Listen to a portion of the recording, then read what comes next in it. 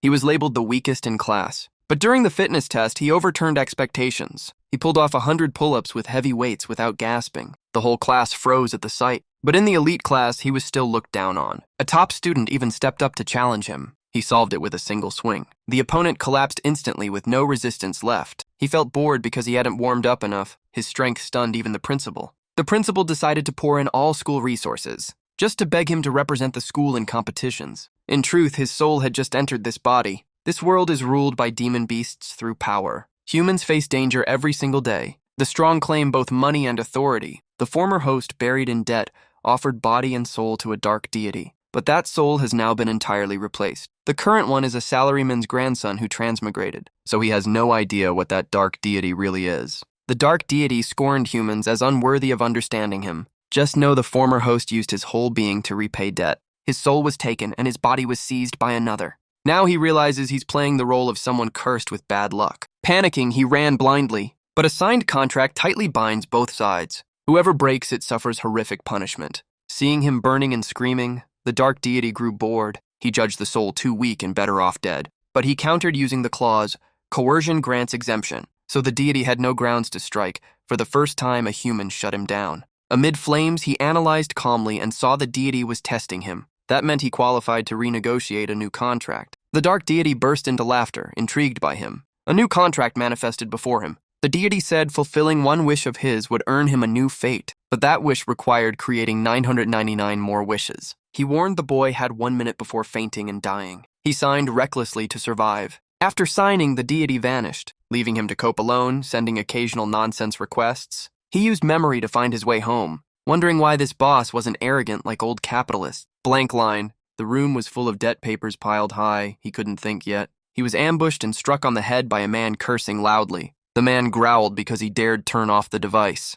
His partner warned not to hit too hard or they'd kill this pseudo-awakened body. He temporarily couldn't recall who these people were. The debt collector kicked him and brought up last week's debt. He even dragged up how his mother sold blood to pay debts. They insulted his mother for sacrificing herself for a waste. Childhood memories with his mother surged up. He remembered the dream of her collapsing and never waking again. She used to hug him and soothe him that things would pass. A strange power suddenly rose inside him. With one strike, he blasted the debt collector away. The others heard the noise and thought he'd been beaten hard, but the one flying was actually their own comrade. They began to sense something was off, then guessed he had reached a new power tier. The remaining two gathered energy to strike back, but he took them down easily without effort. They knelt and quickly revealed the mastermind was Lin Wu. He declared he would repay the debt and banned Lin Wu from causing trouble. Then he ordered them all to get out. After they disappeared from the house, he looked up and asked the air if the dark deity was present. A spatial tear opened and the deity confirmed he had sensed him. He guessed the power surge came from the deity backing him.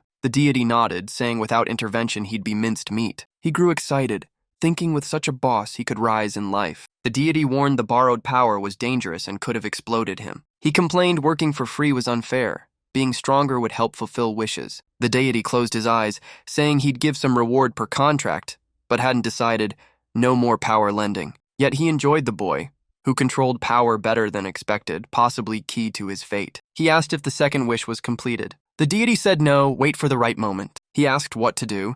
The deity said deal with it himself. He wanted goals but couldn't rely on anyone, unfamiliar with this world. First, he checked the old host's phone for info. It showed only massive debts, no family news. Only one message from family remained, saying his mother collapsed the previous night. He rushed to the hospital late at night, saw a woman sitting silently by the bed, tension thick. He knew forgetting something serious would anger anyone. That woman was likely his sister Chu Yue-ting. Then the patient was indeed his mother. Everything differed from memory. He feared the old host caused it. He apologized and asked about her condition, but she responded with doubtful frustration, asking if he'd blame cultivation or deity swapping again. She said their mother worked endlessly to repay his debts, frustrated that she favored him and gave him everything. Their mother even lacked money for cancer treatment and nearly died. After venting, she said both mother and daughter were exhausted. She handed him 6 months of living expenses, saying she'd care for their mother, no ties with him. Debts were his to bear, and she ended all relations with him. He left the hospital silently. The deity saw his despair, saying the sister treated him as a stranger and it wasn't his fault. He was surprised the deity could comfort, saying old memories resurfaced and he often wanted to speak but couldn't. The deity closed his eyes and reminded him not to delay the wish. He changed topic, asking if proving his value would let him grow stronger. The The deity agreed, saying as long as he offered value. He watched the boys back, hoping this fate point wouldn't disappoint. The next day, news of him beating debt collectors reached Boss Chong. He didn't send men to cause trouble. In fact, he punished the subordinates for misconduct. Subordinates reported the beaten ones were Tier 2 to 3, while the boy had just reached Tier 2. He begins to suspect and rechecks the file. Even the weakest Level 3 can handle 10 Level 2 fighters. That gap can't be closed by skill. Maybe he's already Level 3. Interested, he orders close surveillance, seeing him as talent. Switch to him. As he steps out, a neighbor calls out. The man promotes a new batch of tonic and asks if he wants some. He refuses, saying he still has the old ones. Watching him leave, the man thinks he seems happier lately. Maybe has a girlfriend. In fact, since leaving the hospital, he spent days adapting and recalling old memories. People here must use special drugs to boost power, known as Yuje. They're expensive, which explains the former owner's debts. He's unsure of the exact cost, but a Yuje's physique is far beyond normal humans. His phone rings. The class rep says his leave has expired. The teacher wants him in class and couldn't reach him last night. He scratches his head, saying he didn't forget, though he actually did. Then he heads to school. The teacher is lecturing about the role of economy in Yuja's strength. He notes that a Yuja's status relies entirely on power. To change rank, one must hit the peak of that level. Level S is near godlike. Society has 5 tiers. Ordinary people from E are the outer tier, with Tier 4 upward being mid-tier. At least Level D is needed to enter, has currently the lowest Level E. While thinking, he gets hit by a thrown pebble. Turns out 2 bullies of the body's former owner are starting trouble. They mock him for only knowing theory and say one punch would drop him. He thinks every place has arrogant punks like this. After class, everyone heads to the yard for physical tests. The 2 bullies block his path again. Students nearby stay silent, afraid of getting involved. They sneer, saying his writing skills are useless. They lecture that Yuji only value rank and call him trash. He coldly replies they're bottom tier Level 1. The 2 freeze, speechless. They immediately swing a punch at him. He grabs the fist easily and asks why they're so weak. The bully panics because he can't move and notices the guy looks bigger. He squeezes harder, asking if it's his turn to break their teeth. The bully, in pain, is about to kneel and beg. Suddenly, a strong pressure surges from afar. It's clearly a master's aura. A Level D arrives and yells at them for causing trouble. He scolds the 2 for stirring chaos right after returning. The boy instantly changes expression and tells the teacher they were just chatting. The bully, pale with fear, pulls his hand back. The PE teacher gives a final warning, repeat it, and face consequences. Then he calls them to assemble. He has each student line up to buy tonics. After drinking, everyone becomes noticeably stronger. Some manage 50 pull-ups. He finds these tests strangely suspicious. The class rep rushes over, saying the teacher thought something happened since he skipped days. He says he's fine. She awkwardly admits she was just curious. She asks why he didn't buy the teacher's tonic. He says he has no money, thinking 6,000 a bottle is insane. She is about to warn him that not buying will cause trouble, but she's called up for testing mid-sentence. Her true pull-up score is 25. With the tonic, she fakes it to 35. He instantly sees why everyone buys it. The teacher wants money, but he doesn't need it. Then only his test remains. The teacher notices his empty bag with no tonic. He plans to use this chance to mark him down. After warming up, he eyes the bar, sensing something odd yet not simple. He grabs the bar. His body feels heavy, and it grows heavier with each pull, likely caused by the purple crystal on his wrist increasing gravity. Even so, he keeps pulling to test his limit. Everyone stares in shock. He nears 100 reps under max weight Level 2 standards for the elite class. Students crowd around asking when he reached Level 2 and what drug he used. The teacher is stunned, wondering if he used boosters, but those drugs are too pricey and wasteful now. Or he advanced himself, ruining the teacher's sales. Angry, he says Level 2 isn't impressive and wants to teach him a lesson. Elsewhere, the principal discusses a Level 2 tournament. The state needs elite Yuge. Only schools with a Level 3 get a slot. But the elite class is costly and resources scarce. The school can only support Level 2, and the tournament is 3 months away. Focusing on one student will doom the rest. He turns aside, asking an elder for advice. Just then, the PE teacher enters to submit class results. He dislikes the numbers mostly Level 1, but offers token praise. Then he says one student following him isn't worthy of being a UJ. Shenshu is invited for tea and feels tense due to the principal's strictness. He guesses it's nothing good. As he's about to open the door, his hand ignites. The Zishen says it's his wish activation reacting. Something he wants is near. It warns that once triggered, a wish can't be withdrawn. The principal calls him in. He steps inside. The principal lists skipping class, fighting and arguing, but says those aren't the point. He stresses money is the core of Yuja, urging him to quit. Hez shocked and asks if the principal means removing him from the Yuja path. The principal says Yuja training is costly, and his family can't afford it, though he sees potential for the elite class. But the school is in crisis and must invest in someone more suitable for level 3 development. After thinking, he offers to refund the tuition. The Zishan whispers it has located what it wants. It tells him to take that item. When he asks why it doesn't take it itself, it says only the contract holder's touch can retrieve it. He thinks he must reach mid-tier to clear his debts, and for that he needs graduation. This is the only training school and only teaches up to level 2. Becoming level 3 would change everything. He asks the Zishan for the promised reward, saying he needs it now. The Zishan sweats, fearing he will do something drastic. He confirms he wants the reward, borrowed power. The Zishan panics, warning his body can't handle it, but he stays firm. He says he can't accept expulsion or hell never advance, asking it to trust him. A burst of flame answers. It's the reward, allowing him to use its power anytime. The principal sees him standing still and asks if he has more to say. He suggests rechecking his level before deciding. The principal thinks he's grasping at straws but agrees. They shake hands to conclude. The principal senses power only slightly above level 2. Chushin holds back all energy, knowing he has one chance. A second wave erupts, stunning the principal. Even the Chen Xieshen didn't expect him to explode past predictions. The principal jerks his hand away in shock. That strength is enough to leap straight to Tier 4. The result makes classmates wary of him. The principal wants Chushen to represent the school in the tournament. The sudden change leaves him dazed. The school is ranked last for years and desperately needs results. If they fail again, funding may be cut, so he wants to invest in one strongest student. As apology, he waives tuition, grants elite class entry, and raises tonics to 6 bottles weekly. He says talent like Chushen is valued anywhere, but hopes he'll compete for the school's survival. Chushen understands the motive and asks about the black crystal. The principal says it was brought back by a former head, useless but treated as a school heirloom. But if the school can't survive, tradition is meaningless, so he can take it if he helps. Chushin pats his shoulder, telling him to trust him. The principal is happy but curious about his level.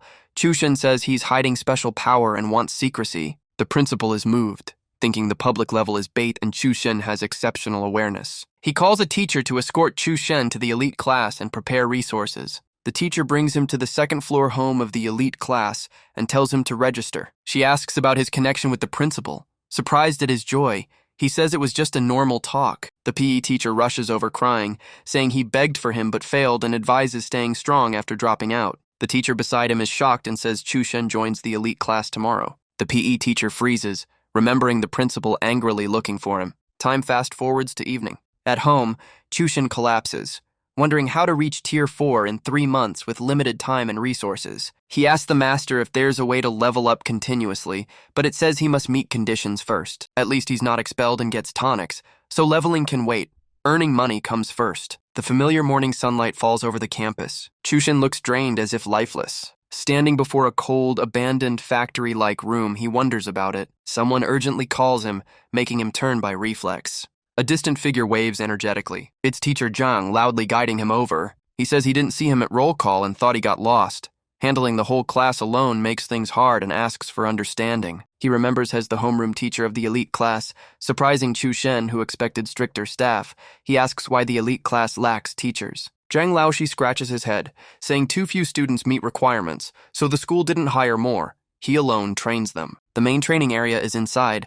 The outer zone is unused and rundown, making Chushin realize the school's poor state. The teacher reassures him that despite decline, the school's foundation is solid. He believes the place won't disappoint Chushin. The door opens to reveal a modern training room. He gladly welcomes him to the elite class. He says the class is in free training period, then leads Chushin to greet the class. Chushin looks around. This environment is far better, like a premium gym, and everyone trains seriously. But he glances toward another area. His instincts tell him something about the atmosphere feels off. After a moment, teacher Zhang calls everyone to gather and meet the new student. He introduces Chushen as a late entrant chosen for ability and hopes they support each other for the exchange event.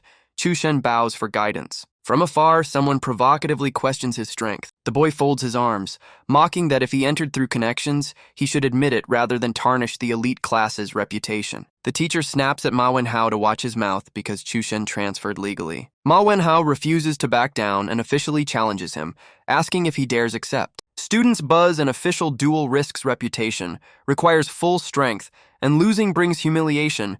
Everyone sees it as unfair since Ma Wenhao is the class's strongest. Elsewhere, a student asks why it's noisy. Another says the new transfer is about to fight Ma Wenhao. The first is shocked, repeating that someone transferred in. Teacher Zhang tries to explain the duel only counts if accepted, but Chushin calmly agrees, leaving him speechless. Chushin adds that if it's a friendly match without lethal danger, he'll take it, wanting to gauge his level before the exchange event. At that moment, a panicked shout comes from the principal's office. Hu-wei jumps up asking if Chushin is really about to fight. Teacher Zhang reports clearly that Ma Wenhao issued an official challenge and Chushin accepted. The whole class is cheering wildly, chaos erupting as neither side backs down. Hu-wei thinks Chushin is testing his level concealment training and allows the match, ordering the arena prepared. Teacher Zhang referees and states the rule.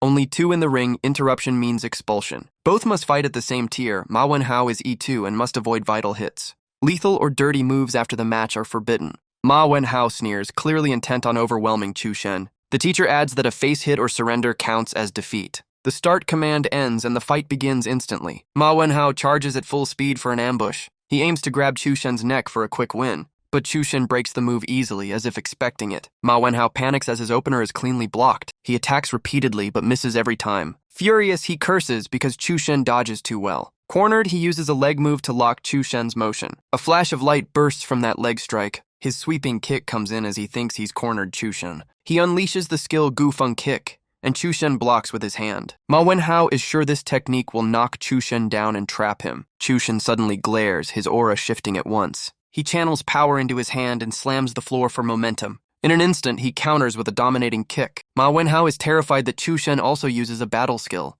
Knocked back, he reassures himself he hasn't lost since his face wasn't hit. But Chushin's fist stops right at his nose. Chushin asks if a face hit means victory, then says he's lost. Ma Wenhao freezes, speechless. Teacher Zhang declares Chushin the winner. Ma Wenhao turns pale and stammers his defeat. Students are stunned the fight ended so fast. Chushin thinks it ended quicker than expected, but enough to gauge strength. He asks if Ma Wenhao has questions. Watching, the homeroom teacher is shocked that trained Ma Wenhao was crushed, while untrained Chushin shows elite movement and adaptability. A sudden praise startles everyone. They notice the principal standing there. He smiles and calls Chushin over for a private talk. Shen Jiashui watches curiously and tells Tushaoxia this freshman is impressive. He insists such a master must be recruited, making her sigh at his habit of collecting followers. Outside, the principal asks about class life. Chushin says fine, but classmates are a bit too excited, and the principal laughs. He tells Chushin to focus on training and ask for any support needed, prompting Chushin to consider bringing up finances. He hesitates and asks if students have any fast ways to earn money,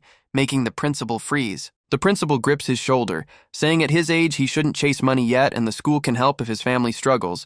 Chushin denies it and laments needing another path. Later in the training area, rows of iron weights are laid out. While training, Chushin thinks about the loan ban and reminds himself to be discreet if seeking money elsewhere. A strange sound makes him turn instinctively. Shen Jiashui approaches, praising the fight and probing his background. Seeing the awkward mood, Tu Xiaoxia scolds Shen Jiashui for being rude. She apologizes for him, introducing herself and Shen Jiashui, noting his bluntness but no ill intent. She confidently calls herself a senior and says he can ask her anything. He thanks her. Shen Jiashui declares the 3 of them a team with himself as leader, leaving Chushin baffled. He asks if Chushin came from a normal class and where he learned that move, making Chushin frown at the term battle skill. Shen Jiashui panics when Chushin says he doesn't know the term and asks what that finishing move was. Chushin says it was instinct. The boy turns pale at the over-the-top claim, and I step in to clarify things. Battle skills are powerful techniques learned from memory cores or stones, with power tied to mastery. Shen Jiashui says the kick that beat him was the D-rank Gu Feng kick, helping Chushin understand why he was swept. He thinks having a skill would raise his odds and asks if they're rare. Shen Jiashui says skills have ranks, strong ones are rare and pricey, and a basic D rank costs about $500,000, shocking Chushin. The girl excitedly boasts she has a skill and invites a spar. Xiaoxia confidently says she also has one. Chushin doubts them because the skills are so expensive, and this place is full of rich kids. He remembers he can ask them about ways to earn money. He quietly asks for any fast, legal way to make money for a skill, and Shen Jiashui nearly mistakes it for robbery. Then he says the only quick option is the Blackwater Zone. Xiaoxia knocks his head, warning teachers would punish him for such talk, making Chushin curious. Shen Jiashui scratches his head, saying he was joking because the place is deadly and forbidden.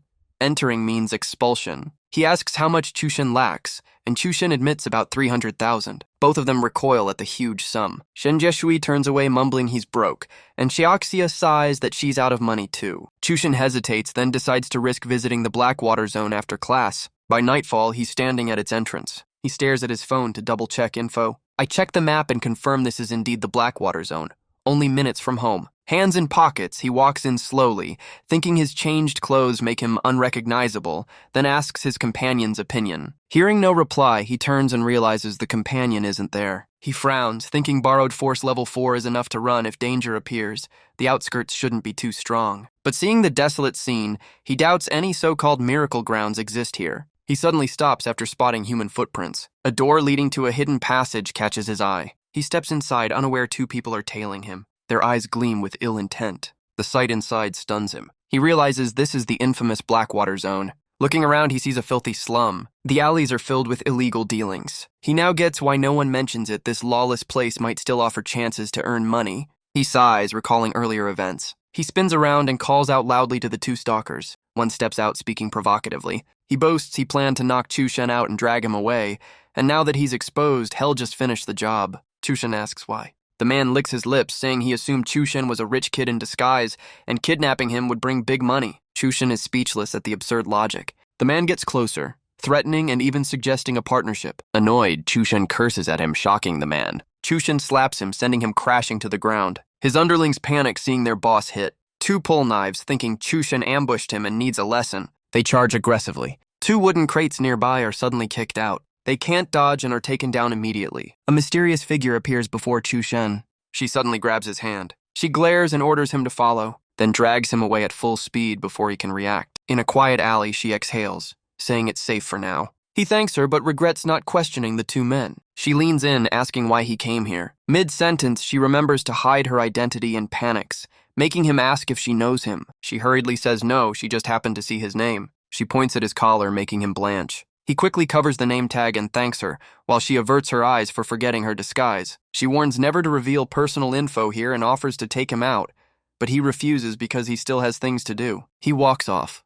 Worried she'll cause trouble if she knows he's a student, so he must slip away fast. Watching him, she's confused since he's clearly Chushen, unsure if he forgot or pretended not to know. She also sensed from the touch that he's now a power user. A mask is sold for 10 yuan. He buys and wears it to avoid being recognized, but finds no way to make money despite searching. Someone calls out saying his bearing shows he's not local. He asks who he is, and the man claims to know this area best. Chushen asks if there's any quick way to earn money. The man laughs and tells him to follow, thrilled to earn a guide fee. Soon they reach a dark underground room. A heavy punch slams into a fighter's face. The unlucky man drops instantly. The crowd roars, and Chushen realizes it's an illegal ring. The guide confirms it. He says a big match's tonight winners get prizes and a cut of bets, and many ability users compete fiercely. Chushen notes the fighter looks fierce but is only level 1. He thinks this might be a good chance since the reward board is flashing. The guide suggests exchanging chips, but he says he'll earn money by winning himself. The man is stunned speechless by the declaration. The mysterious girl tracks him there but can't spot him, while the crowd screams at the new fighter's power. She's shocked to recognize his silhouette in the ring. She wonders why he'd dive into such danger. In the ring, the opponent boasts his name Ilufor and claims he'll be champion. Chushen ignores him and knocks him out with one punch. The referee is stunned. The match ended instantly. Chushen frowns and calls for the next fighter to speed things up. The newcomer starts to introduce himself, but the referee declares him defeated before he finishes. Another panics and begs for time but ends up the same. Has beaten without any chance to resist. In the control room, the boss turns pale, shocked that the weak kid is this strong. His men report fighters are fleeing and gamblers demand refunds, suspecting a fix, stressing him out. He refuses to let Chushen take the prize and orders an extremely strong fighter sent up. Meanwhile, Chushen keeps downing opponents like chopping vegetables. The new fighter also gets taken out instantly. Chushen asks again about the prize, but the referee ignores him and hypes the crowd. Then he announces a bonus match for excitement, making Chushen realize they're scheming. Even though Chushen refuses, the referee says they'll bring out their trump card. At first glance, Chushen's face darkens. A specialized cart is pushed into the ring. A deformed Nevron construct appears. It's actually a grotesque monster being brought out. It's yanked so hard its face slams into the floor. The steel barriers lock shut immediately. He's confused about what's happening. Strange gas sprays from the creature's neck. A device inside it lights up briefly. The monster leaps up ferociously. It glares at him with terrifying hostility. A girl in the crowd screams while her companion pretends to stay calm despite trembling. The mysterious girl turns pale, not understanding why such a creature is here. With Chushen's current strength, he can't win. She could help, but would expose herself and ruin her mission. Frustrated, she mutters his name under her breath. Below, Chushen grumbles that his boss isn't here when needed. This foe isn't human at all. The creature's stare freezes him, giving a hunted sensation. Its fingers twitch slightly. It darts past him in a flash. He dodges by reflex, sweating one moment slower and he'd be dead. It clearly intends to kill him. He manages to lock both its arms. He braces with his legs to hold position. But its power is overwhelming, so he knows he must end it fast. With no choice, he boosts from level 2 to level 4. He gathers all force into his fist, then launches his strongest blow at its torso. Seeing it fall, he wonders if it's over. It instantly rises unharmed. He retreats in shock. His hardest hit did nothing, and its claws and bulk make close combat deadly. Instinctively, he weaves through corners to evade. The monster keeps chasing violently. Chushen seizes a chance and breaks one of its fingers. He grabs a sharp iron bar, then slashes at its neck with full power. The creature screams in pain. He knows the wound is shallow, but it's affected.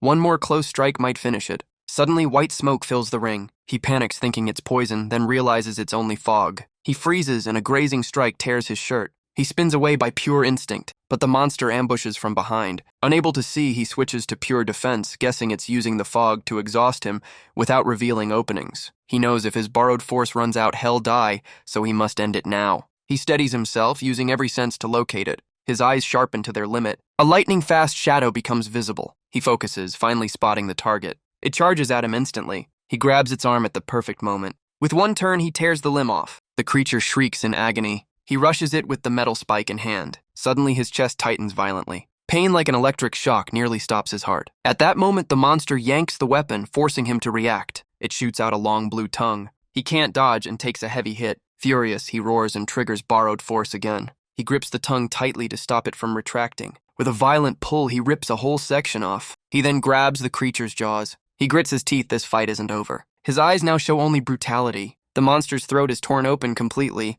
He roars and finishes it. The boss asks for an update, but his men see nothing through the thick smoke. When the smoke clears, the report leaves the boss petrified. His face turns instantly pale. The mysterious girl is stunned too, while the crowd explodes at the unexpected comeback. Seeing his back, she is dazed by the power he displayed. The creature's corpse is dumped harshly onto the floor. He scans the area with a chilling gaze. The underlings tremble in fear. The boss collapses, unable to accept the result. He grinds his teeth, mourning the loss of the expensive specimen. The announcement declares him champion and invites him to claim the prize. He sighs in relief. Later, he enters the backstage area. A suitcase filled with prize money is opened. The men report a total of 10,000 G. He reaches out to take it, but a hand suddenly slams the case shut. The boss blocks him with a cold face. He offers a deal, sign on as his fighter to take all 10,000, or leave with only 110,000. He scowls and demands the man's true intent. The boss yells that he ruined the operation and killed an expensive asset, so he must compensate. He calmly notes that the boss never said there'd be extra rounds. He reminds him of the underground rule.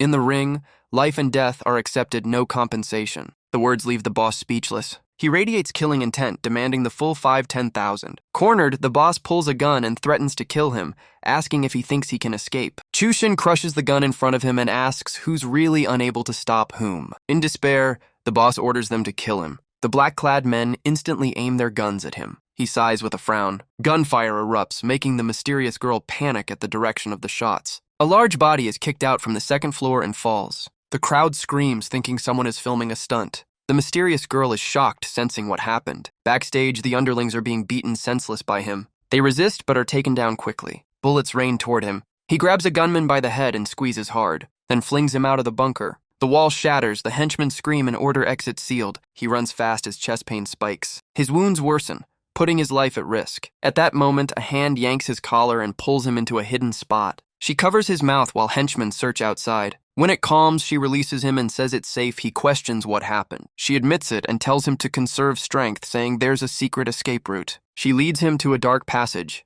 telling him to go straight to exit before lockdown. He hesitates, tugging his mask, and she urges him to hurry. With no choice, he leaves and softly thanks her. She stands silently watching him fade into the darkness. She ends a call with Sister Shi, asking to meet her grandfather due to a new clue. The door is struck hard by someone. Chushen collapses from pain. His face turns pale, body shaking, heart stabbing sharply. He curses under his breath in frustration. The pain knocks him unconscious. The system shows his status as Chushen E2, borrowed force and debt still over 99 million. In a dream, his mother admits her illness is incurable and she has only years left. She tearfully says she wants to see him grow up but can't. Chushen kneels by her bed, crying speechlessly. With her last breath, she says she loves him deeply. He jolts awake, eyes red from crying. His face is pale and breath weak. He looks toward the window by reflex. He's shocked to find himself in his old home. He blurts out disbelief that he's alive. He sighs, realizing the dream helped him wake though the past is long gone. Ta Shen speaks, startling him. He asks where the boss went,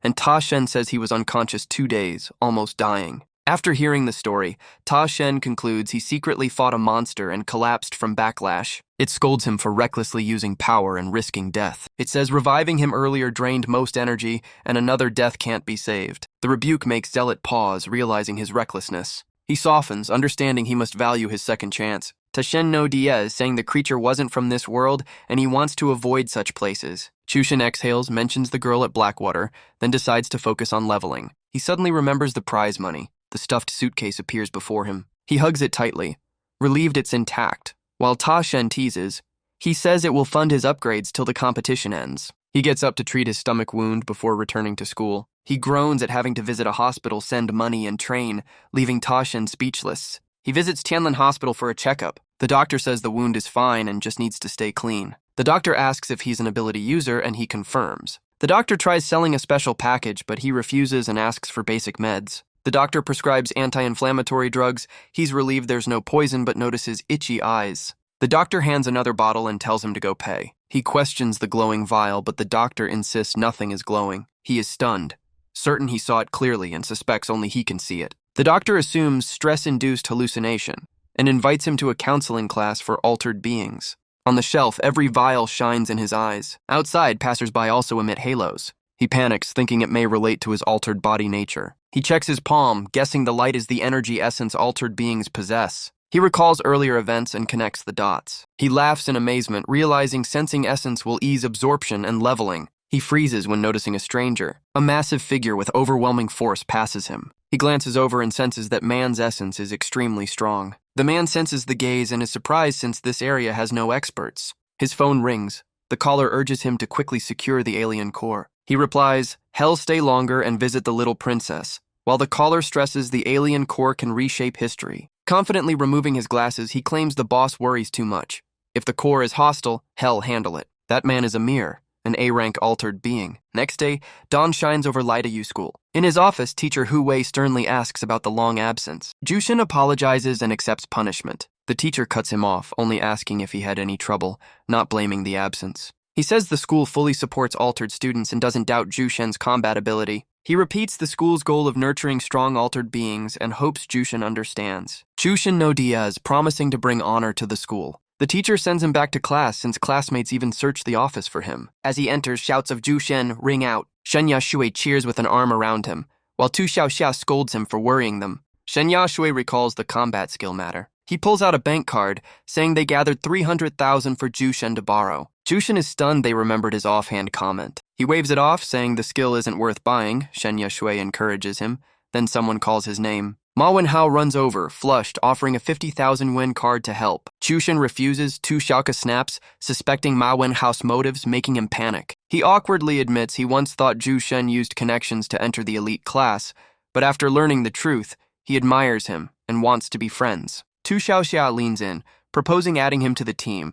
Jushin smiles awkwardly but doesn't object. She concludes he can be the fourth member. Ma Wenhao agrees happily, and Shen Yashui jokes he should fetch water. Ma Wenhao refuses, saying he should pour water for Jushin since he once lost to him. Startling Shen Yashui, Jushin feels warm seeing them all. Soon after, the treadmill keeps beeping. Jushin pants, thinking leveling only requires absorbing essence, and intense exercise speeds it up. So most altered beings use body training, but he realizes optimizing absorption efficiency is harder than expected. He looks at his hands, noting even with many training devices, his absorption rate is low and excess essence is wasted. No wonder some never pass level 1.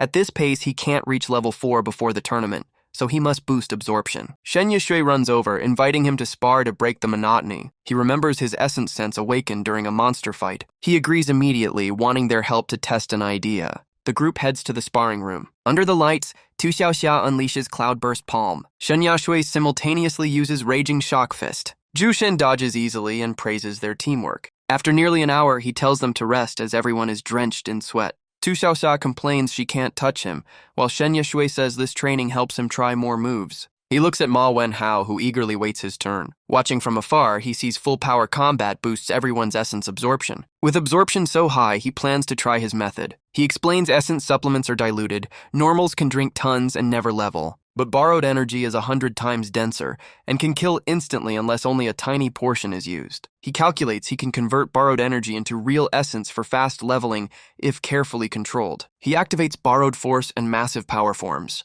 He tightens his lips, seeing the borrowed energy is enough for 2 levels. He lowers the energy flow to a tiny amount and succeeds. He opens his eyes, focusing all will to absorb. A surge erupts from his heart through his body. He reels as even a tiny portion floods him with energy. He curses internally, knowing more would explode him. He vents the excess and forces the energy upward to the limit. The immense surge fills the room, startling the group. They think it's an earthquake, wondering why his essence spikes so suddenly. Tashin appears, asking about the strange burst. It pales, seeing he absorbed its essence, and he confirms he controlled a small part for testing. Tashin doubts how he survived absorbing that energy. It mutters, unsure if he is its fate point. The info panel describes essence boosters made from special materials with varied effects. He asks about its comment, but Tashin only says being alive is good enough. Teacher Zhang arrives, and the group reports Jushen suddenly erupted with energy, shaking the room. He suspects it's essence-related and orders a meter brought in. The meter shows level 3, shocking him. He double-checks because he can't believe it. He rushes off to inform the principal about the first level 3 in years.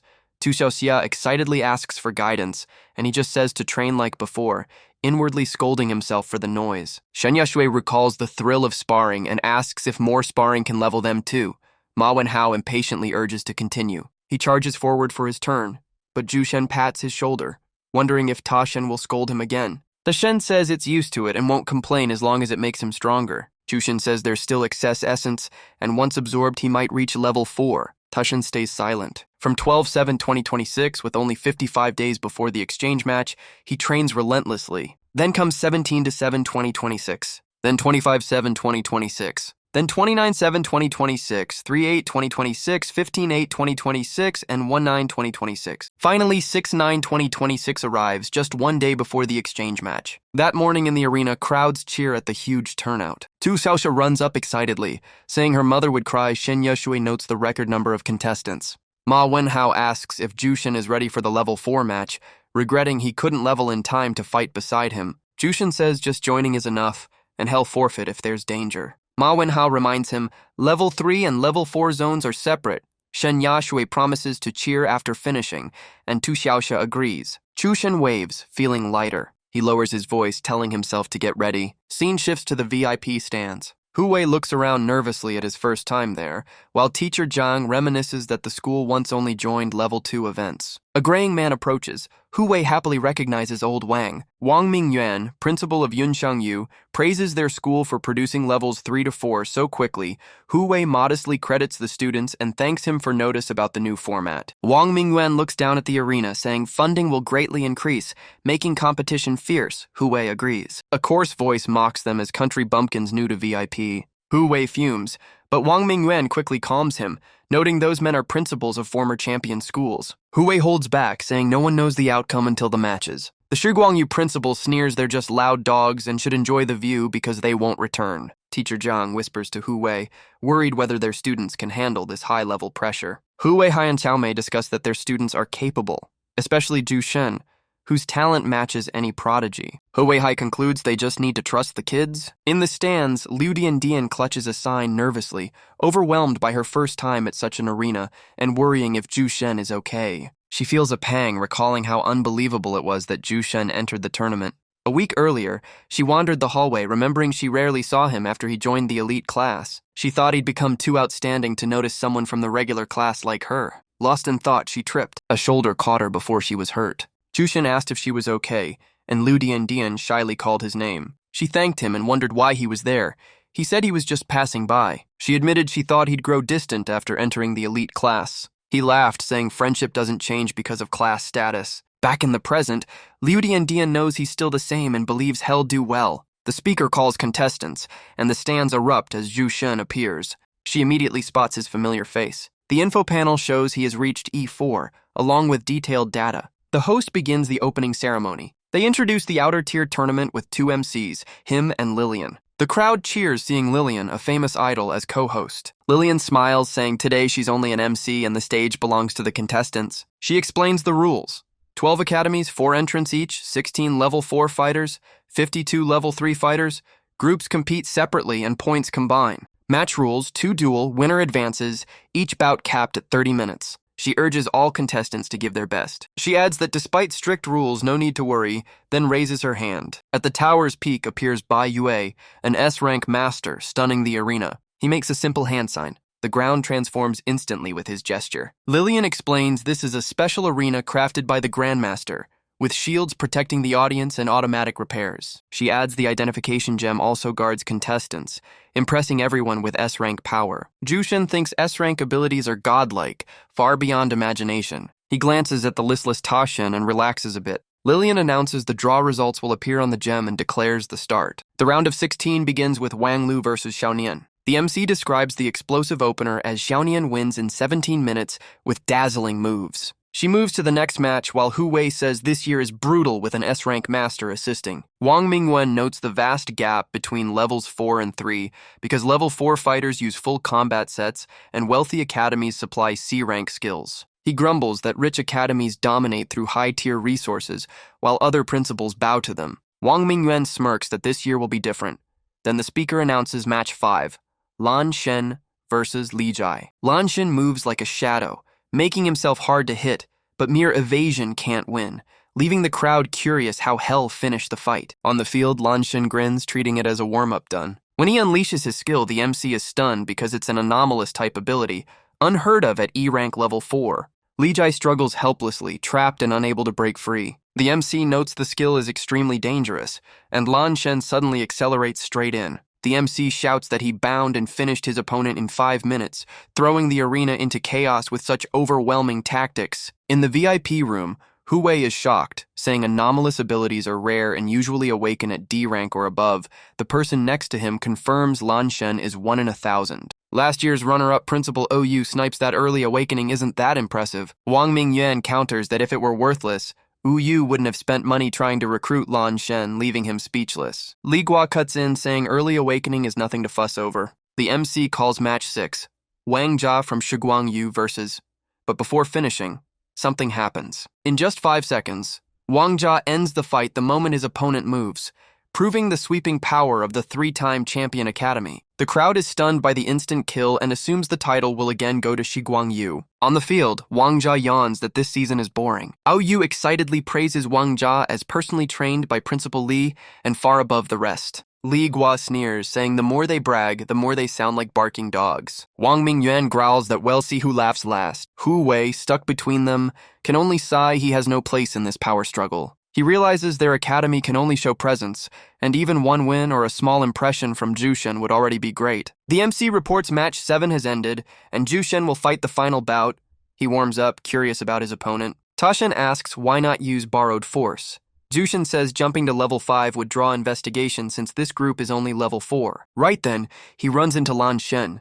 She says he's unlucky being in the last match. He recognizes her as the previous fighter. She warns his opponent is Lei Che, a championship favorite with combat art so strong even D-rank altered fighters couldn't endure. He wonders why such skills are allowed. She explains the gem can block one lethal blow, but the body will be shaken badly. This is the brutal investment of rich academies. He asks why she's helping him. Lan Shen says their principals are friends, making them temporary allies aiming to reclaim first place from the perennial champions. She sighs that she once hoped he'd assist her, but facing Lei Che means no chance, asking him at least to wear him down and wishing him luck. Jushin worries about how terrifying Lei Che really is. The speaker calls the final match of the round. He steps onto the field, fully alert. The stands erupt because they've waited long for this fight. They whisper that Jushin landing the final match makes the atmosphere far more tense. The MC introduces the fighters, surprising Jushin with how loud the cheers are. But he quickly realizes the cheers are for Lei Che, not him. A streak of light shoots straight toward him instantly. The audience leaps to their feet, shocked by the sudden action. A blonde, well-built teen appears with overwhelming presence. Jushin turns back, eyes tensing with caution. Advertisement skipped, core meaning kept. The MC introduces Lei Che, a prodigy, who became an altered fighter at 12, reached level 4 in 4 years, and holds guild credentials and invitations.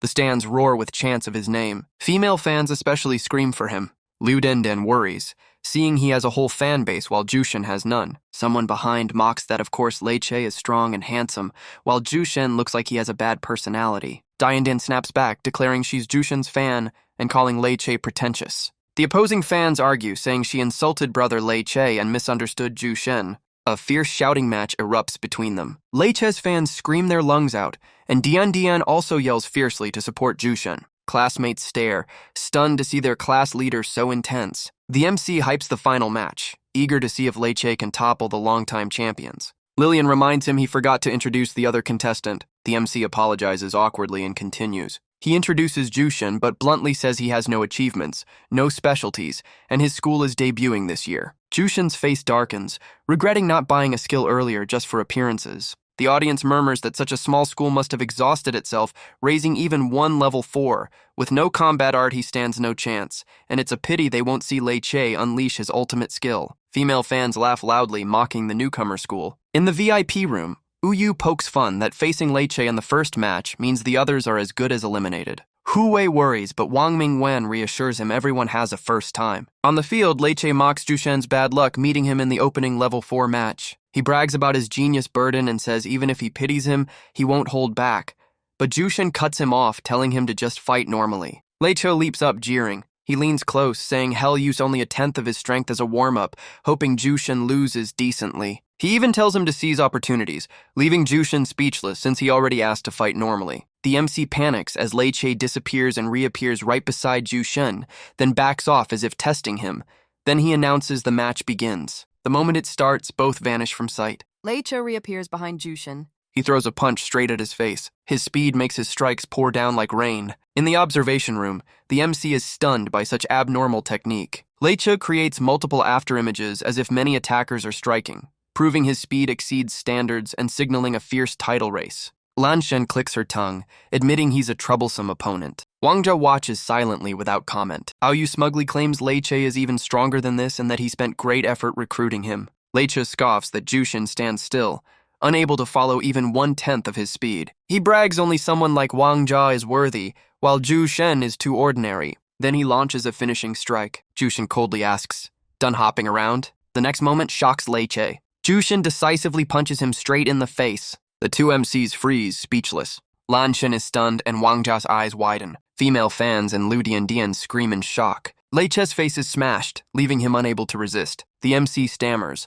unable to grasp how Jushin neutralized his blow, instantly uncertain if Lei Che blundered or truly couldn't dodge. Female fans protest loudly, accusing Jushin of cheating, while he simply thinks the opponent didn't attack, so he struck first since there's no rule against initiating. In the waiting room, Wang Mingyuan excitedly praises how strong their student is. Ao Yu explodes, insisting no level 4 is faster than Lei Che, so the other side must have hired help. Hu Wei calmly rebuts that any cheating would have been caught by the council unless Uyu thinks he's above them. Li Gua cuts in impatiently, telling them to stop. He reminds them the match isn't over yet. The MC is about to announce the result when someone shouts, "Wait!" Lei Che staggers up, insisting he hasn't lost, shocking the MC. His eyes flash with killing intent. He admits underestimating Jushin and vows not to hold back. He explodes with power, shouting his lightning ability is exceeding its limit. He declares his thunder will shake the arena. Jushin, watching, admits the opponent's essence is strong. A flash blasts toward him, rattling him. It instantly fires behind him. The arena turns chaotic as Lei Che uses the protective barrier to chain speed himself like he's breaking limits.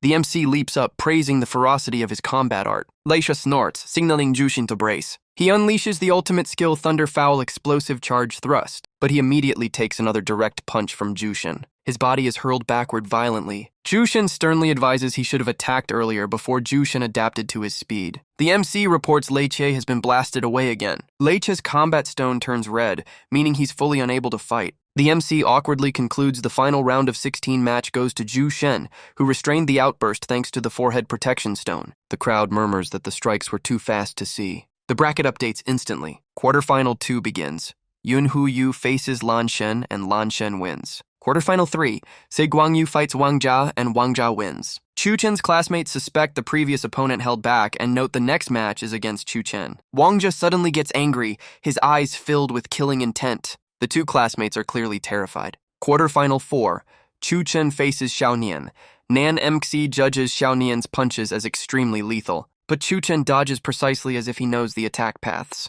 His speed overwhelms and he defeats the opponent in one move. Two people in the waiting room suspect Chu Chen hasn't used battle skills, only body enhancement. One thinks he may hide his rank or use illegal enhancers and demands testing. The MC announces the first semifinal, Chu Chen versus Liu Yue. Two men in black enter the arena, shocking everyone. The audience is confused why they appear. The man in black brings a testing device and tells Chu Chen to release energy pressure. Some students guess they're special rank assessors and suspect Chu Chen isn't truly E4. Chu Chen blames himself for standing out too much. The screen confirms Chu Chen is stable at E4. The man in black declares the rank accurate, no drugs detected. The MC is surprised the agents confirm Chu Chen is really E4, then resumes the match. Classmates are stunned by the test result. One jumps up shouting in disbelief that an E4 beats so many opponents. Semifinal 1 begins. Liu Yue feels uneasy facing Chu Chen's power. She is instantly knocked out by the opening strike. The MC announces Chu Chen's victory. Lillian cheers him into the final. In the waiting room, Wang Mingyuan is shocked and praises Hu Wei for such an abnormal student. Two principals flatter Hu Wei for training such talent. Owu eyes them with irritation and scoffs. Hu Wei is satisfied Chu Chen reached the final on his first try as expected. Semifinal 2 begins. Lan Shen steps up determined to defend her academy's honor. She calmly approaches Wang Jia. He looks at her with cold eyes as the match starts. The E4 bracket now has only Chu Chen, Lan Shen, and Wang Jia. Female students from Lan Shen's school cheer for her. Wang Jia glares over in annoyance. Lan Shen notices his opening and decides to strike. She dashes in to seize the moment. Lan Shen unleashes the battle skill, flowing motion hand. But Wang Jia stands still without reacting. She grits her teeth, realizing the move is useless. Wang Jia grips her hand and mocks her efforts. Lan Shen counters by striking his face and yelling back. He laughs, finding the situation amusing. Even while restrained, she secretly prepares another move. In an instant, she forms a surrounding trap on him. Lan Shen follows with the battle skill Wind Reaper kick. She feels pain from her injured arm but believes she hit him. But he remains unharmed and appears right behind her. She is horrified, not knowing when he moved. He coldly unleashes the technique Blood Slash. She is instantly battered. The MC notes both are strong, but Wang Jia is overwhelming, even damaging the arena. A girl in the stands cries out Lam Shen's name. Wang Mingyuan freezes in the waiting room but still urges her to hold on. Lam Shen lies exhausted and badly injured on the floor. The protective talisman falls still on the ground. She forces her eyes open, reminding herself she can't give up. A memory pulls her back to a rainy day at her old school. She entered class to find everyone gathered instead of training. A girl cried because she lost her subsidy and had to quit to work. Lam Shen smiled and promised she'd win the championship to keep the academy's subsidy. The girl tearfully asked again, and Lam Shen swore she wasn't lying. The girl remembered something and searched her pocket. She took out a lucky talisman her mother made and gave it to Lam Shen as the class cheered. Lam Shen gripped the talisman with renewed resolve. Back to reality, she whispers to stay firm. She struggles to move and reach the talisman. Wang Jia stomps on it and mocks her. He kicks her again with disdain. The MC reports the system shows Lam Shen has exceeded her endurance limit. That means she can no longer fight and Wang Jia wins. He channels force into his heel to finish the hero of Yun Huoyu. Nan MC screams for him to stop, and Lillian covers her eyes in panic. The audience is furious at his behavior. Wang Mingyuan shouts for him to stop immediately. The man in black warns of a possible fatality, but Bai Yue remains calm. He narrows his eyes, staring toward a fixed point. Wang Jia's strike creates a heavy shockwave. Chu Chen appears just in time, carrying Lam Shen away and condemning his bullying. Wang Jia turns back, startled to see him. He grits his teeth and calls Chu Chen's name. The MC confirms Chu Chen saved Lam Shen in time. Lillian exhales in relief. Wang Mingyuan rushes over, nearly collapsing. The crowd collectively condemns Wang Jia and calls for Chu Chen to teach him a lesson in the final. Wang Jia arrogantly claims one more opponent makes no difference. Chu Chen coldly answers the challenge, ready to face him. Lam Shen is taken away, and the MC orders the arena restored for the final. Shen Jishui is surprised to see Chu Chen's friend holding a cheering board. Dian Den reports Chu Chen has reached the final. She worries because this opponent is extremely dangerous. Wang Mingyuan leaves angrily and tells Hu Wei to keep watch. Hu Wei also warns Chu Chen to be careful. Chu Chen reassures them there's nothing to worry about. Wang Jia mocks his chances but gets cut off for talking too much. Chu Chen bluntly asks if he plans to keep fighting or not. He stays silent but his eyes burn with hatred. The MC announces the final begins. Wang Jia launches forward and vanishes from sight. He throws a massive punch at Chu Chen's face. They immediately clash head-on. Wang Jia mocks his strength. Chu Chen replies with the exact words he was about to say, making him pale. He mocks a champion with such poor skill.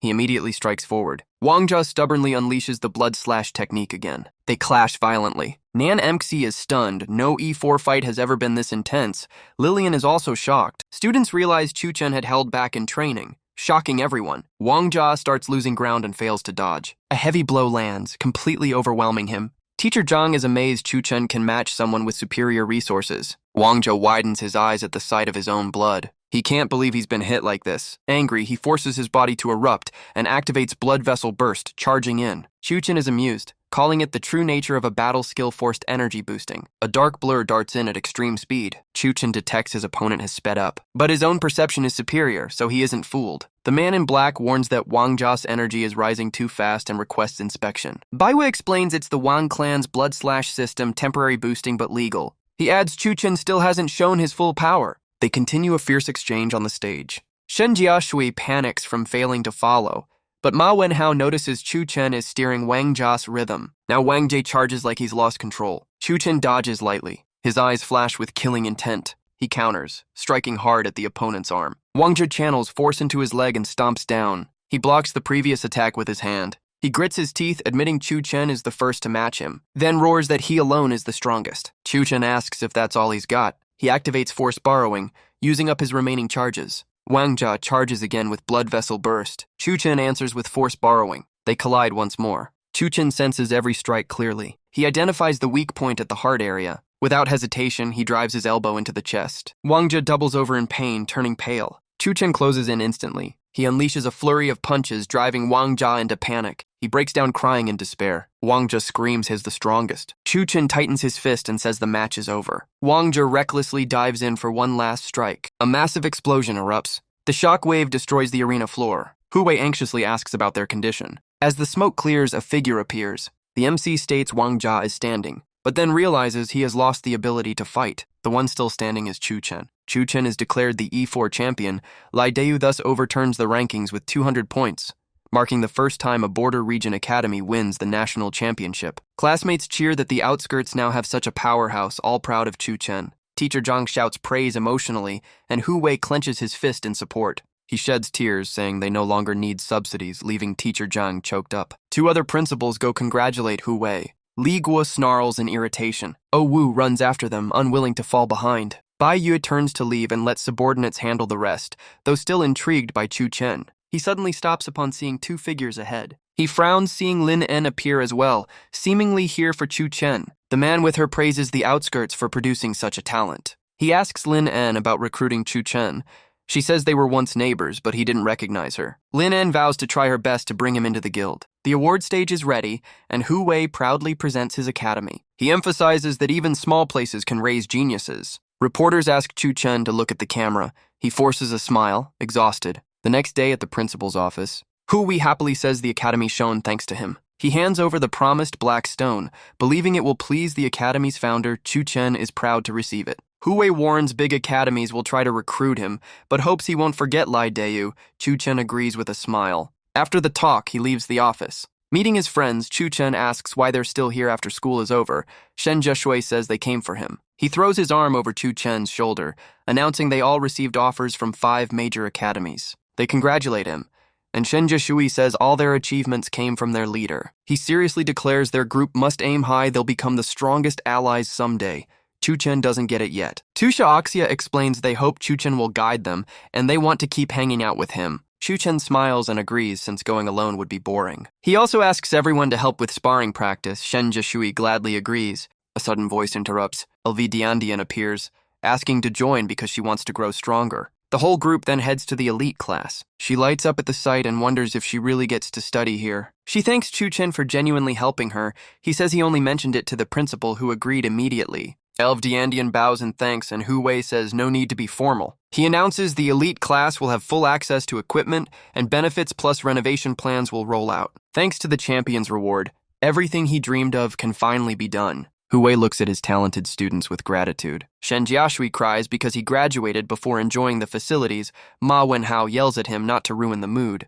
Hu Wei laughs and says he can always visit again. Tu Xiaoxia asks why Dian suddenly trained seriously, and Shen Jiashui also wonders when they became close. She blushes, saying she once thought she had no talent, but seeing them fight for dreams made her want strength. She's confident in social studies and plans to apply to a major academy via talent track, needing only level 2. She decided to take a risk when submitting her application, moving Tuxiaoxia to tears. Tuxiaoxia vows to help fully, and Dian Dian plus the whole class immediately agree to support. Shenjiaxi asks Chuchen directly about his next path, and he honestly says he hasn't received any notice. Shenjiaxi is shocked, questioning since everyone else already has admission letters, while Chuchen says he doesn't know why. Hu Wei calls out, saying he has something to discuss about this. Hu Wei presents a red letter, the admission notice delivered today. Shenjiaxi happily grabs Chuchen's shoulder, wanting to see which of the 5 top academies accepted him. Chuchen opens it and finds an official invitation from Po Xiao Academy, inviting him on 16/09 to 2026,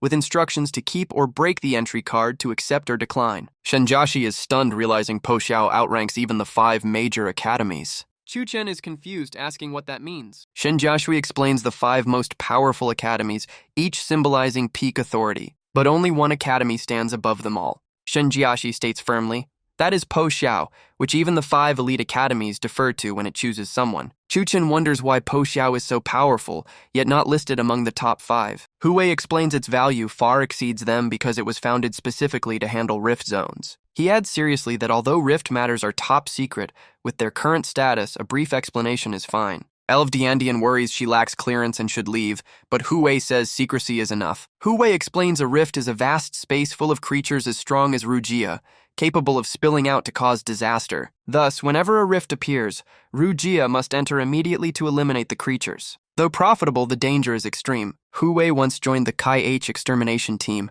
but during one mission they suffered heavy losses. He recalls the chaos and tragedy. Eventually, their pillar fighter was gravely injured and disabled, forcing the team to collapse. He says other academies also require rift exposure, but Po Xiao's difficulty and risk are the highest, so he urges Chuchen to think carefully. If he refuses, many academies still want him, so he doesn't need reckless danger. But Chuchen firmly chooses to go, seeing it as a place to earn money and grow stronger. Hu Wei is satisfied, believing Chuchen has the qualities of an exceptional warrior. Shenjiaxi is excited, saying they'll all grow stronger so rifts no longer scare them. He remembers the entry date is 16/9, only 10 days away, shocking Chuchen, who has no rest time.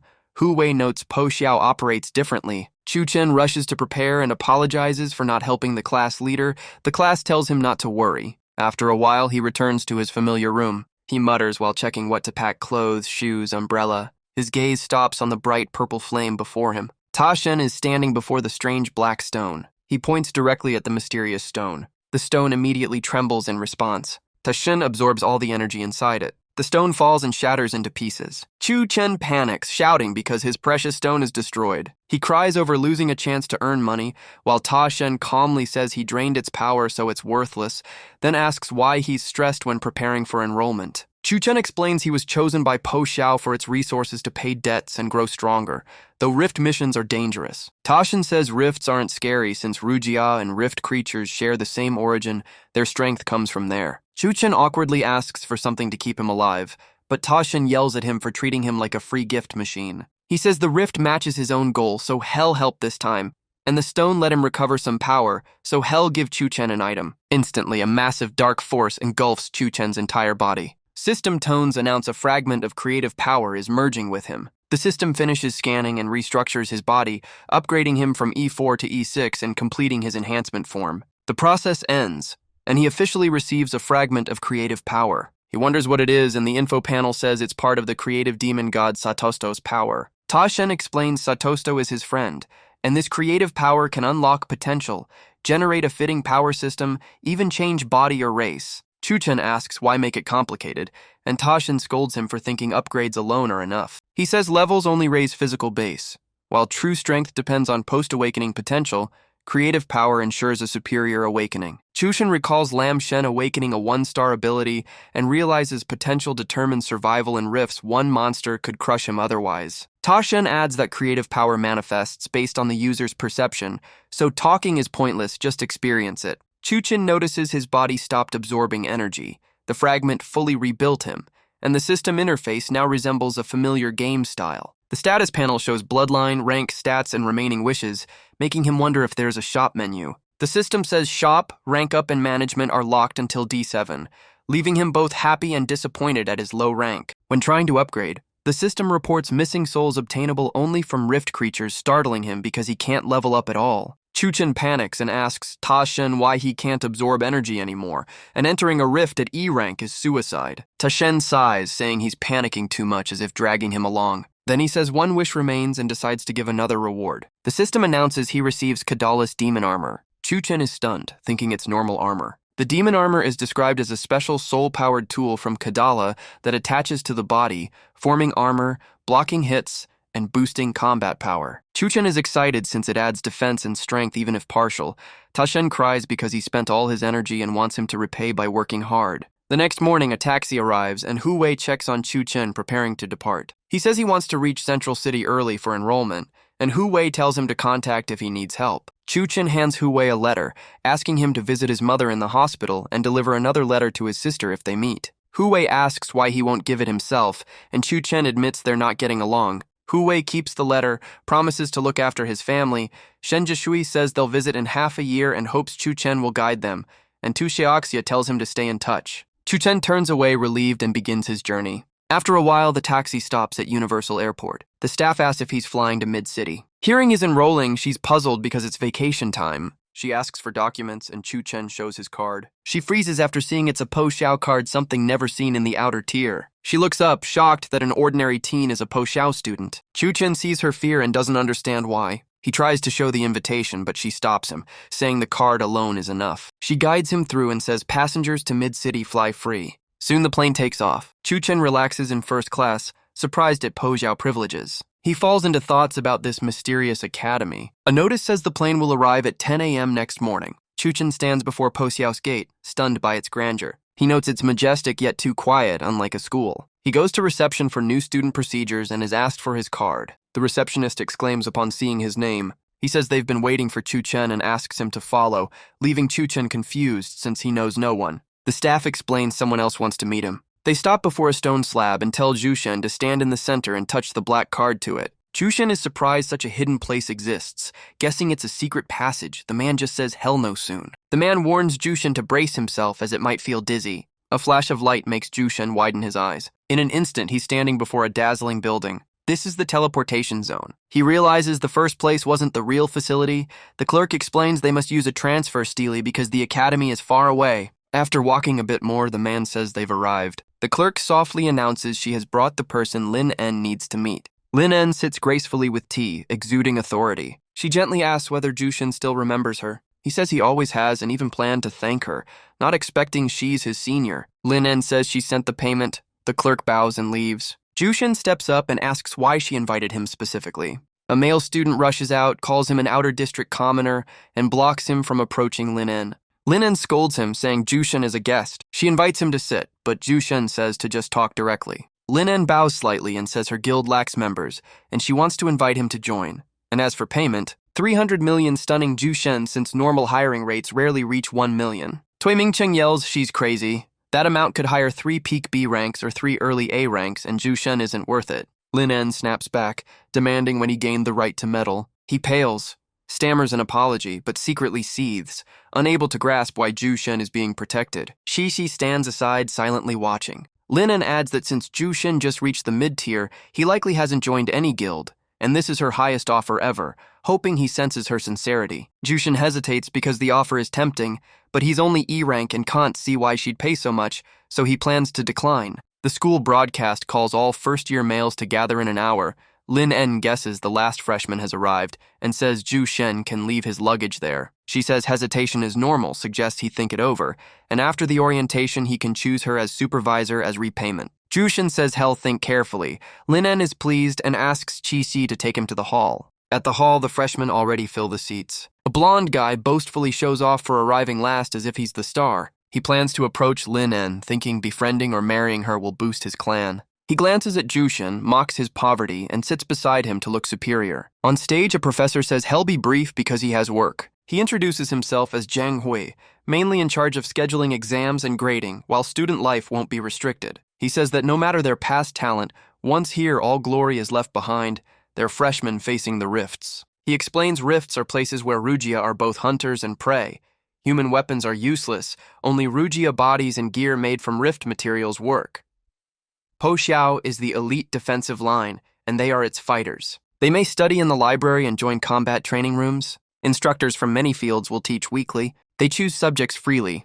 The more they understand rifts, the higher their survival and growth, and those who can't adapt should leave. Zhang Hui notes the students seem calm and driven, counting this as passing the first evaluation. He tells them to collect the school's reward. Skill stones appear, shocking students with their high value and rarity. Zhu Shen activates a battle mark skill stone, gaining the ability to read Greg's script from the rifts. Jiang Hui reminds them of 2 tests, the entrance test and clearing a low-level rift. Next demands are reaching D rank in 6 months and earning 100 credits in 1 year, worrying many about their current level. Blondehead is confident at E5, thinking D rank is easy. Jushin is tense at E6 and must find a way into rifts instead of relying on potions. Jiang Hui reassures them the school's potions are cheaper and mentors will help with credits. A white-haired girl appears right after his introduction. Students cheer loudly. He says these are upperclassmen who will evaluate first years. Jiang Hui says freshmen may choose one upperclassman as mentor who will handle their entrance test. The group is shocked to meet them in person. Students whisper that the white-haired girl is the Flame God's successor. Anyone she backs can enter that guild. Jushin becomes curious about the Flame God. A male student asks to follow Lin En, but she judges him energy-oriented. She refuses, saying she specializes only in spell arts. Many others ask, but she coldly rejects them as mismatched types. A girl hesitates, saying members of the 4 great guilds are too distant. Jiang Hui sighs at Lin En's behavior. He reminds her she must take at least one student or be assigned the last one. Expectation flickers in her eyes. Jushin realizes she seems to be eyeing him. Blondehead thinks it's his turn since others were rejected. Has sure that even if denied, the last slot will still be his. Jushin stands and calls Lin En by name. He says he wants to study and walk beside her and asks her to be his mentor. Lin En blushes at his straightforward words. Others dismiss his words as empty and unconvincing, but Lin En unexpectedly agrees, stunning everyone. She smiles and confirms she chooses him. Blondehead erupts, unable to grasp her criteria. Later at the mission area, Jushin asks why she chose him. He wonders why a successor of a major guild would spend resources on a rookie like him. She vaguely says it's for both guild reasons and personal ones. Details after the test. The priority is passing the trial she prepared. She points to the group beside her. They're introduced as his assessment teammates. The burly man confirms Jushin's name. Lin En tells the whole group to introduce themselves. Tu-Han, C5, with stealth potential, says he only supervises and intervenes only in life-threatening moments. Saving him means failure. Loey says she's D rank and can heal injuries. Xiaolin says he's Wind-type ranged support at D rank. Li Ye, D3 weapon enhancer, is the captain and orders everyone to obey. He asks why Jushin has no gear. Jushin explains he's an E-rank freshman not yet awakened. Li Ye is annoyed to be grouped with someone untrained, calling the grouping sloppy. Xiaolin and Liao Wei cut him off, saying complaining is useless.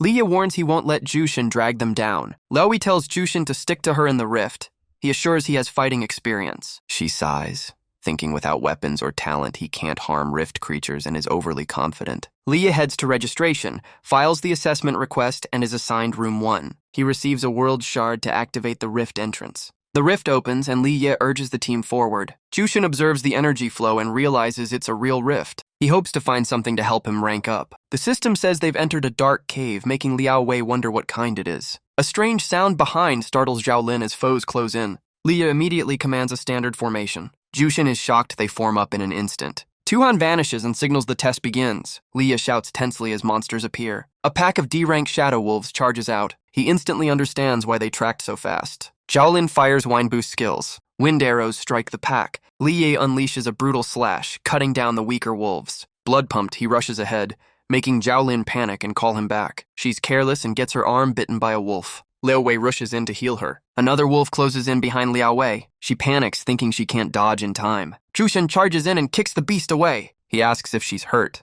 leaving her flustered as she answers. The system says he gained a soul and awakened prompt. He realizes only killing beasts himself grants souls. Each of these gives 10 points. He laughs, thinking stronger beasts must give more, and sets his eyes on the big one behind. Zhao Lin struggles and cries for healing. Liao Wei rushes to help. She casts healing on Zhao Lin. She looks at Jushin in surprise, having missed his move. From above, Tu-Han judges their power decent, but teamwork poor, especially Li Ye abandoning the backline. She says with such reckless behavior, they'll likely fail without correction. Li Ye grows wild, boasting he can clear the test alone. A monster silently emerges behind him. He turns and aims his sword as if he sensed it first. He slashes down on its head. Then he pales, knowing he's in trouble. Two massive D-rank rock wolves charge fiercely. Leah panics and instinctively retreats. Xiaolin is shocked such wolves appear in this zone. She worries his scream has drawn the whole pack to surround them. Leah yells for Liao Wei to run up and heal, though it's too far. He threatens she'll take the blame if he fails. Xiaolin shouts for her to stay back.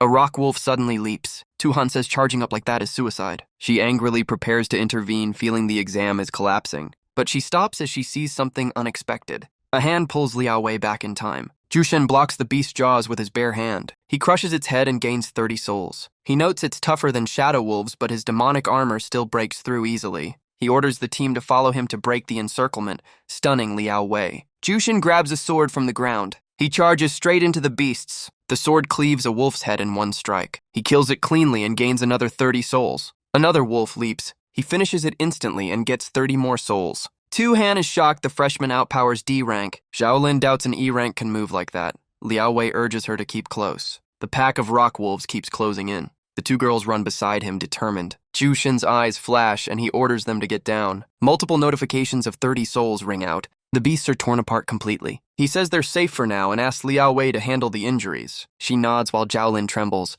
wondering who Jushin really is. Liao Wei goes to heal the suffering Liya. He snaps at her while Xiaolin stands guard with Jushin and thanks him for earlier. Jushin is pleased his soul total hits 270, opening rapid advancement. Liya screams that they don't get he wants to quit the exam. Liao Wei urges him to calm down and try, but Xiaolin snaps back as he calls them burdens ruining his test. Xiaolin retorts that he rushed too early and caused chaos, while Liao Wei tries to mediate and regroup them.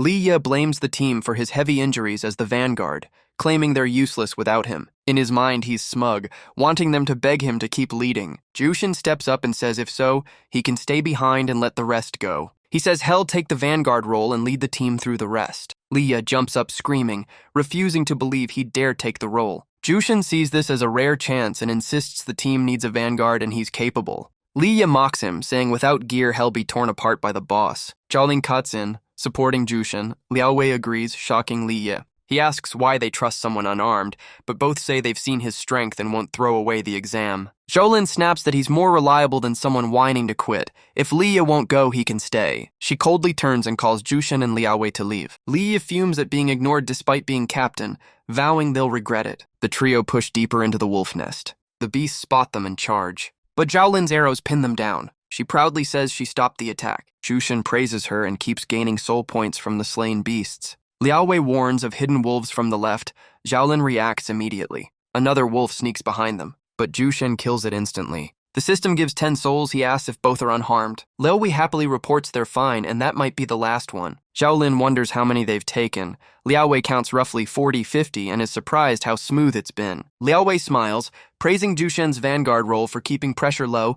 He modestly credits team coordination. Xiaolin is excited, feeling they're close to the end, and urges the team to push. Liao Wei agrees. After a bit, Xiaolin recalls something. She asks about the blue flash on Jushin's hand during combat. Since she's never seen it, Liao Wei is curious too. Jushin, embarrassed, vaguely says he's not sure it appeared on its own. Xiaolin guesses it's a special talent energy armor. Liao Wei asks how he awakened before D rank. He just dodges the question. Xiaolin lightly scolds him for saying he had no talent. Liao Wei defends him, saying freshmen rarely know rules and early awakening is rare. She advises him to state his talent clearly to avoid being underestimated since good vanguards are prized. Jushin nods. He sighs because team rules force grouping, and many beasts were killed by allies, costing him soul points. Soloing would avoid kill steals. The system shows 810 souls, making him worry whether he can reach 2,000 to rank up. From afar, Tu-Han is shocked the team functions well thanks to an E-rank rookie, seeing he's strong and commands better than Liya. She now understands why Lin En insisted on recruiting him and expects the exam to end soon at this pace. But she wonders why Liya is masking his aura and secretly tailing them. He now emits a fierce killing intent. Xiaolin suddenly halts, sensing something odd. Liao Wei thinks the dead end ahead should be the final point, yet no target appears. She wonders if the test lacks a boss or they accidentally killed it, but Xiaolin denies it. If the boss died, the rift would start closing. The group is confused since the rift hasn't closed, meaning the test isn't done. Liao Wei suspects an extremely rare special scenario. Jushin uses instinct to spot the anomaly. He tenses up and warns to look above. A huge creature suddenly drops down. The impact sends heavy tremors. Xiaolin realizes it had been stalking them. Through the mist, its form becomes clear. The monster leader appears with its underlings. Xiaolin goes pale, unable to believe the sight. 3 large, low-tier dark demon wolves stand before them, led by a D-rank rock wolf. Tu-Han rushes in, ordering retreat and pausing the exam, startling her. She panics since the difficulty far exceeds test standards for rookies. With their strength, they can't endure, forcing a fight risks casualties. Jushin weighs it, high soul value, but soloing is too risky. The system window pops up with a new quest. It's his first wish mission. Leaving the rift counts as forfeit and earns punishment. He recalls the warning. Violating the pact means death-level punishment, frustrating him at being cornered. He fumes, thinking this setup forces him to fight. Realizing the trap, he laughs bitterly. He rolls up his sleeves and volunteers to fight. Tu-Han panics, doubting his intent. He activates demon armor, declaring all beasts his targets. The system shows owner authority E6, limited stats, only sensing and Kyra demon armor unlocked. He faces the 4 giant beasts head-on. Tu-Han blocks him, warning danger. Xiaolin says he must have a plan. She accepts since rules allow students to choose, even recklessly. He orders the team to fall back, saying hell hold the monsters. Liao Wei worries and offers to retreat with him. He knows their aura far exceeds standard. Without demon armor, he'd die in a single hit. Even so, he feels no fear and even smiles, finding it fitting. He taunts them, prompting one beast to roar back. On cue, the whole pack charges to surround him. He instantly triggers sensing. In a flash, he slips past a lethal pounce. He weaves through deadly blows as if effort-free. Hidden behind a rock, Zhao Lin exclaims he's fighting evenly with 4 domain leaders. Liao Wei thinks the captain was even stronger. Tu-Han adds that awakened Ruijia must solo domain leaders, but this is her first time seeing anyone barehandedly fight them with an unguessable talent level. She still trembles, realizing mere evasion won't work. Domain leaders aren't that simple. He keeps dodging, noting the demon wolf's speed nearly matches his. 1 is manageable, 4 is lethal. Knowing stalling wastes energy, he decides to thin them and shouts to take down the leader first. He charges and strikes one's head. A flash stuns him briefly. He sees that even full force plus demon armor can't pierce its protection. The beast triggers its domain skill, active rock armor. The wound closes instantly, shocking him with its regeneration. He grits his teeth, realizing it wants to drag out the fight and force him to find a breakthrough. Liu hides behind a rock, unbelieving he's still alive fighting 4 leaders. He convinces himself that if Jushin can do it, he could do better. He deludes himself that captaincy and the kill credit should have been his and blames Zhu Shen. He grips his sword and charges toward him. He secretly aims to kill him and steal the credit, shouting his intent. Jushin flicks lightly, knocking Liyu's sword away. He looks at him with satisfaction, thinking his timing is perfect. Then he sidesteps, terrifying Liu. The beast unleashes a defense boost skill. Liu can't react and is blasted away. He slams into a rock, screaming in pain. His sword keeps spinning through the air. Jushin snatches it mid-air and grips tight. He anchors himself on a rock edge and prepares to go all out, channeling all soul points into speed. The system says he spends 800 souls to raise agility from 0 to T5. He gains the skill Godspeed and vanishes like a flash. He beheads one beast, gaining 750 souls. He smiles, one target down. As surprised, the stat boost also triggered a skill, giving plus 10 agility and a speed-based power buff. He eyes the beasts, evaluating his new capability. With this strength, even the boss is no threat. 2 more are manageable. Tu-Han is stunned, his speed soared again. The pressured beast roars in fury. Xiaolin grumbles because they still must save Liu. Then another demon wolf lunges, making Liao Wei cry out in fear. She resists fiercely, refusing to be bullied. She unleashes Energy Storm Surge. He arrives just in time, calling Zhao Lin's name. He praises her and cuts down the beast, gaining another 750 souls. His total hits 2260, meeting the 2,000-point goal. Another rock wolf still charges. He quietly declares his rank up. The system raises him from E6 to D1, leaving 260 souls. A surge of power erupts around him. Tu-Han and the others freeze in shock. The system unlocks Deep Abyss talent, letting him create his own domain. Rank up mission complete, awarding an exclusive skill. 992 wish points left. He turns back coldly. Death Touch activates, granting 4 piercing strikes within the Dark Abyss field. The beast stares at him in despair. He decisively beheads it. The system records his new state at rank D1. It adds 5,000 souls to his pouch. He's pleased the Domain Lord dropped many points, letting his new piercing skill finish it quickly. With the mission done, he collects the Namlang Wang crystal and core, unsure of their use. Zhao Lin rushes over in worry. Liu Wei praises him and wonders if the beast had a second phase. Tu-Han confirms the energy is stable, the Domain Lord is dead, and the trial is cleared. Zhao Lin cheers at finally passing. Liu Wei hugs her emotionally. She thanks him for helping the team. He shyly reminds her to call him Zhu Shen, and Tu-Han says she'll file the report. She announces the 2 girls get 5 course points, though Liu Wei feels all credit is his. She insists they still deserve praise for staying calm and not quitting. She calls him the top freshman, skilled and commanding, and for slaying 4 domain lords, he gets max bonus plus Li Yu's points, totaling 15. The 2 girls are stunned by the score. He bows in thanks, she says no need, and that the score could be even higher. Meanwhile, Li Yu fumes over lost points, but Tu-han bluntly says he doesn't deserve them. She rules he abandoned the team, endangered them, and tried to harm teammates, so he's disqualified. He panics and argues, but is shut down, told to complain if he wants. She warns an investigation would only worsen things, making him pale. She tells everyone to leave the rift while it's open. They agree. Back at the office, she reports results and says rewards arrive within 24 hours. The group rejoices. Li Yu leaves in defeat. Zhao Lin asks for his contact. Liu Wei wants to connect for future missions. Tu-han suggests he join the Shadow Guild, saying its requirements are lighter and he could get a 3 million offer. He thinks the price is high compared to earlier offers, but refuses since he's undecided. She's a bit regretful, knowing he aims for Divine Flame and leaves the offer open. A familiar voice calls in, praising his smooth exam. He sees it's Lin En. She gently says she came to pick him up. Tu-han hides her disappointment and congratulates him. Zhao Lin waves goodbye. He asks if she waited for him.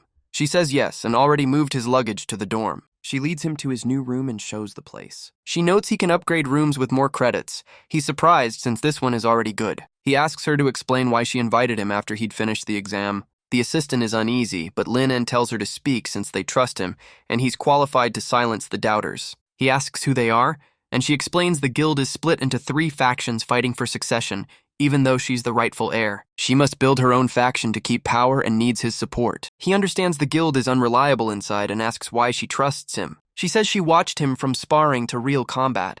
His power use and blunt nature impressed her, plus one key reason. She directly asks about his large debt and admits she secretly investigated. She explains the lending group is a front.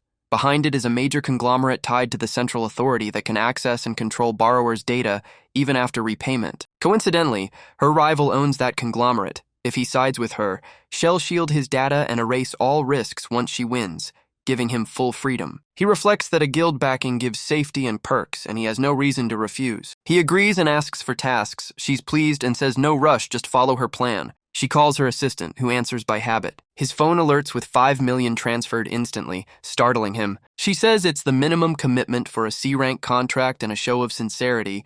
The rest comes after signing, stressing her expectations. She tells him to rest and contact her any time. He replies he has troubled them enough. The dorm door closes behind them. Exhausted, he lies down to review the day's gains. At rank D, he unlocks more functions and wants to see how to use 5,000 souls. In his stats, he sees potential tied to the Dark Abyss system, costing double souls. He notes upgrade demands scale fast, while raising attributes can unlock combat skills like when he got Divine Speed. He adds 5 points into potential. Death Touch rises to 6 uses and unlocks Dark Abyss space with 160 storage slots. He confirms boosting potential upgrades the whole Dark Abyss system. He tests it by storing items. The LV1 vault holds 3 items: water, the Nam Lang crystal, and armor scrap ready for retrieval. Has surprised to see ranking in shop tabs, though ranking is locked for missing items. But what he wants most is the exchange shop. The list shows potions, swords, shields, greatswords, axes, daggers, and more, all priced in souls. Shocked to see weapons, he recalls the battle and buys a 1,500 soul greatsword for more firepower. With the new blade, the weight and grip feel right. Seeing his souls drop from 5,000 to 2,160, he realizes upgrades and gear burn fast, so he saves the rest. The evil god jolts at a strange aura, and Jushin panics, thinking he's done for. Has thrilled to discover the system can store the creature and even summon it to fight. The evil god is confused at how fast he's mastering Dark Abyss, and Jushin says he learned how to level it after the near-death test. The evil god frowns, as this development is far beyond expectations in such a short time. He starts looking forward to it, saving effort in guiding him and able to push him into rifts at the right time. They later head to the rank appraisal department. Jushin waits with everyone. The evil god asks why, and he says he needs the assessment to take missions more easily. The staff calls his turn and Jushin stands and walks in. The receptionist questions him, confirms he's a freshman, says few his age-awakened potential, and outlines the procedure. The device measures power rarity by color. There are 5 tiers: bronze, silver, gold, platinum, and legendary, with higher meaning broader growth. But lower tiers still have a chance to break through via a second awakening. Some people nearby happily show off their ranks. The staff hands him a black card and tells him to place his hand on the machine. Jushin does so, and the light column erupts violently. The employee is terrified because the colors flash chaotically, breaking the normal process. When it ends, she freezes, unable to react. The machine suddenly fires a distorted beam. At the same time, a surge bursts from him. People around blanch in fear, whispering at the intense fluctuation. They can hardly breathe under the pressure from the unknown potential. The staff watches in shock, never seeing the device glitch this wildly. The system reports a result that stuns her.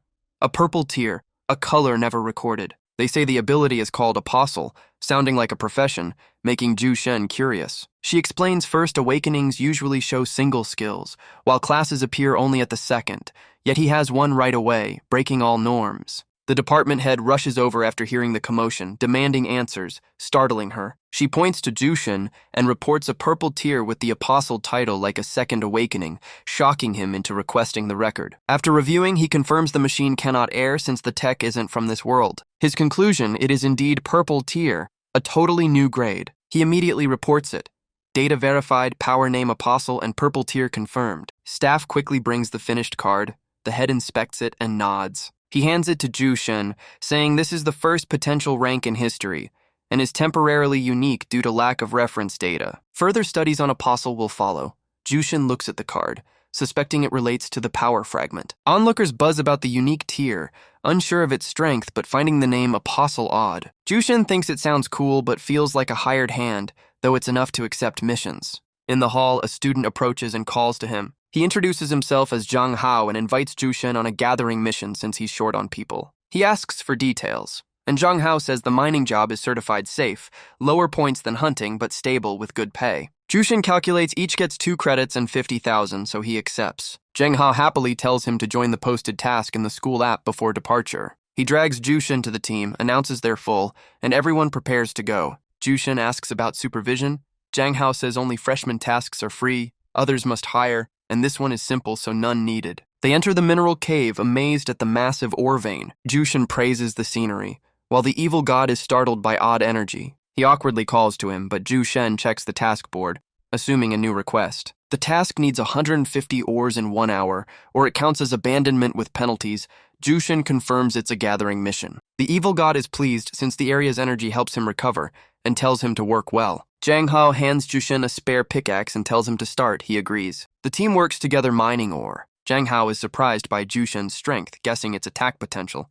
He gives a vague reply. Zhang Hao is thrilled since combat types help teams, while his vision boost ability is useless so he only does gathering. The evil god suddenly yells he can't absorb the ore, suspecting Jushin did something wrong. Jushin checks and sees the system denies permission, blocking Dark Abyss absorption since the ore isn't his property. Seeing him freeze, Zhang Hao urges him and warns not to hide ore because it belongs to the school, and theft is severely punished. Jushin's face darkens, realizing why he can't absorb and worrying how to reach the quota in an hour. The evil god gives up, saying Jushin must handle the task himself. The ground shakes, making Zhang Hao panic, thinking it's an earthquake. Someone rushes over, shouting for them to look ahead. They spot a star-eating insect king, contradicting claims the job was completely safe. They explain the creature lives in ore veins and is sensitive to mining. It was angered, so they're ordered to drop ores and flee, while Ju Shen freezes at learning it lives here. The monster rapidly chases, scattering the team. Jushin falls behind and it closes in on him. He stares at the beast with icy eyes.